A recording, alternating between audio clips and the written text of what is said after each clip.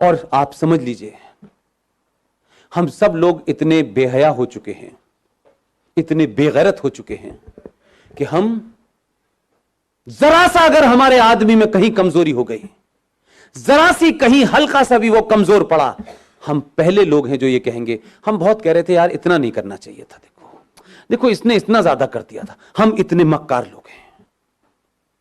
हम उसके बुरे वक्त में, क्योंकि ये उसका बुरा वक्त नहीं है, ये देश का और राष्ट्र का बुरा वक्त है। इस वक्त कुछ भी नहीं सोचना है मुझे, न मैं सोचना चाहता हूं, न मेरी कोई महत्वाकांक्षा है। हम अगर 5 लोगों को जगा सकते हैं तो 5 को जगाएं, क्योंकि हमारे यहां कुछ लोग सो नहीं रहे हैं, हमारे यहां जगे हुए लोग भी सोने का बहाना कर रहे हैं। लिहाजा ऐसे सम्मेलन हर दिन होने चाहिए, हर जगह होने चाहिए, सड़कों और चौराहे पर होने चाहिए और खुले में होने चाहिए, ताकि एक बार में लाखों लोग सुने। इसकी यह महत्वता नहीं है कि इसमें कौन बोलने आया है, कौन चीफ गेस्ट है, कोई ना कोई आता रहेगा। और आपने सोचा भी नहीं होगा कि इस देश में 15-20 लोग इसी समय देश के अलग अलग कोनों पे बोल रहे हैं। उनका किसी पार्टी से कोई संबंध नहीं है, वो किसी पार्टी के ऑफिस नहीं गए। हमारा राष्ट्रवाद राज्यसभा की कुर्सी तक महफूज नहीं रहना चाहिए। अब हम राज्यसभा में आ गए तो हमारा राष्ट्रवाद पूरा हो गया, अब हमें सत्ता की मलाई खानी है। उससे पहले हम बहुत राष्ट्रवादी थे। मैंने कई लोगों को रातों रात बदलते देखा है पिछले 6 महीने में, माफ कीजिएगा। एकदम दुकान बंद हो गई है उनकी, अब वो पॉलिटिकली करेक्ट हो गए हैं। अब उन्हें उन लोगों में बैठना है जिन्हें इंटेलेक्चुअल कहा जाता है। अब उन्हें हिंदुत्व की बात करना थोड़ा सा ऐसा लगता है, भाई देखो हमें ध्यान तो रखना चाहिए, इस देश में 35 करोड़ मुसलमान हैं, तो 6 महीने पहले क्यों बोल रहे थे? इसलिए आपके यहां ईमानदारी नहीं है।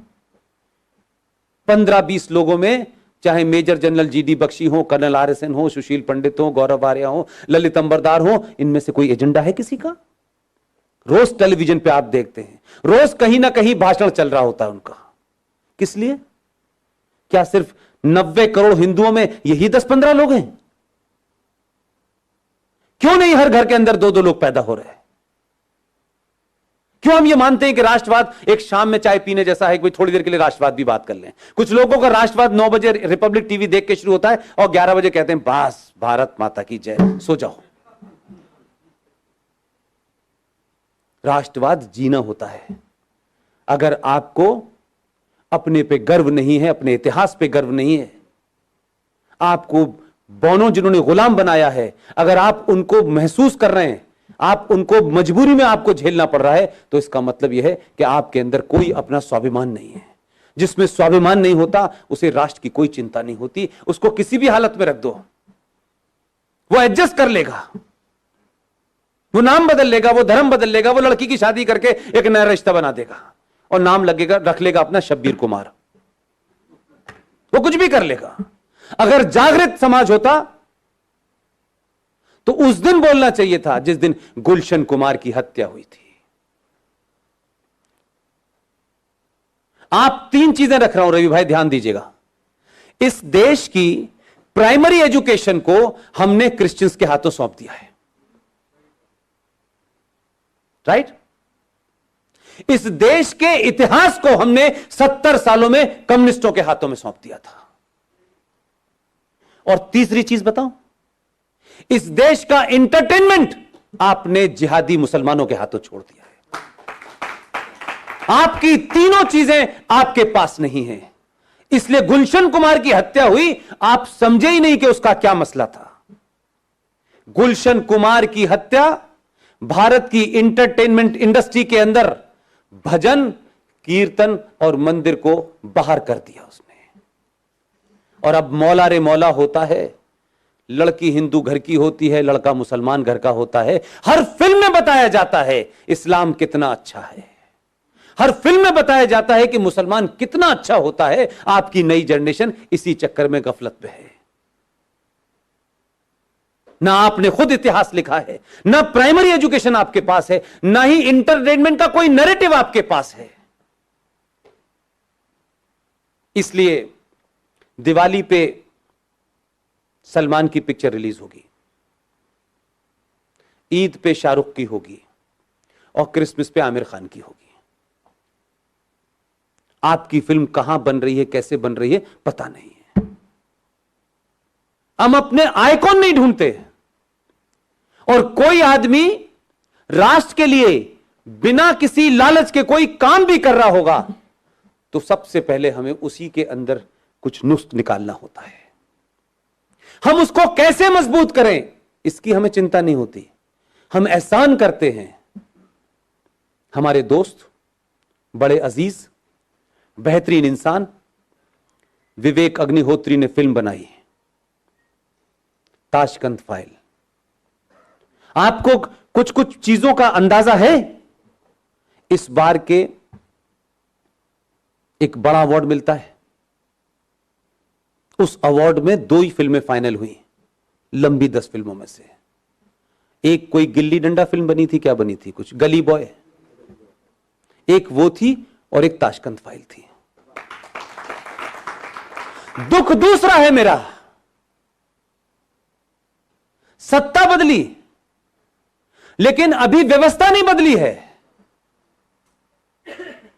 जिस मोहतरमा ने नरेंद्र मोदी को चिट्ठी लिखी 50 लोगों के साथ में सूड और मक्कार इंटेलेक्चुअल्स के नाम पर,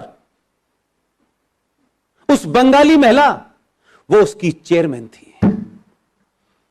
उसने ताशकंद फाइल को इसलिए नहीं लिखा कि उसने प्रधानमंत्री को चिट्ठी लिखी थी कि इस मुल्क में इंटॉलरेंस बढ़ गई है और हिंदू गुंडागर्दी सबसे ज्यादा हो गई है, तो वे विवेक अग्निहोत्री की फिल्म को उसने फाइनल नहीं होने दिया और गली बॉय को दे दिया।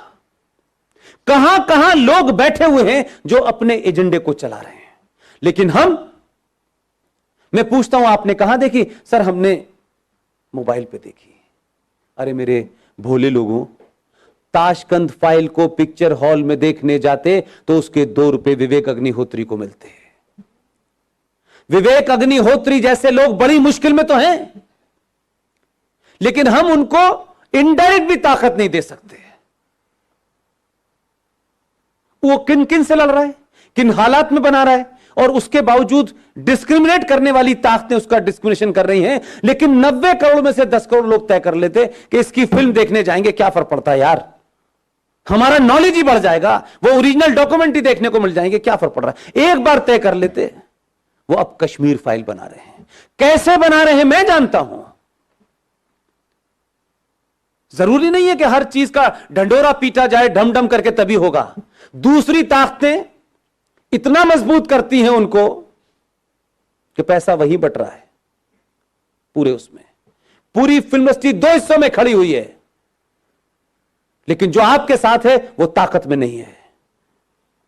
वहां काम उसी को मिलेगा जब उस एजेंडे वाले के पास जाएंगे।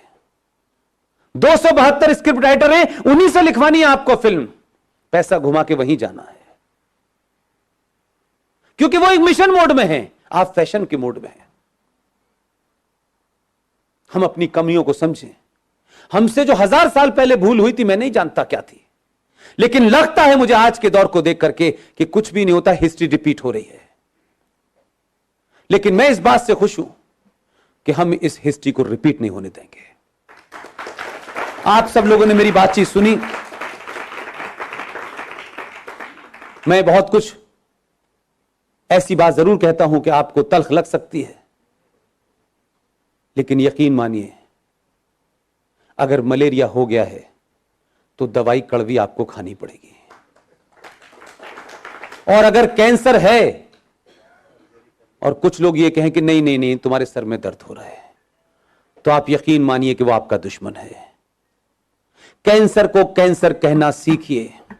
अपने अंदर से कुंठा और इंफिनिटी कॉम्प्लेक्स को समाप्त कीजिए। आप गुलामों की जनरेशन नहीं है। आपका एक कालखंड आया है, बड़ी बड़ी अमेरिका भी बहुत पहले गुलाम था, सब गुलाम होते हैं। हमारा वो दौर निकल गया, ये पहले यहां से गुलामी निकाली है।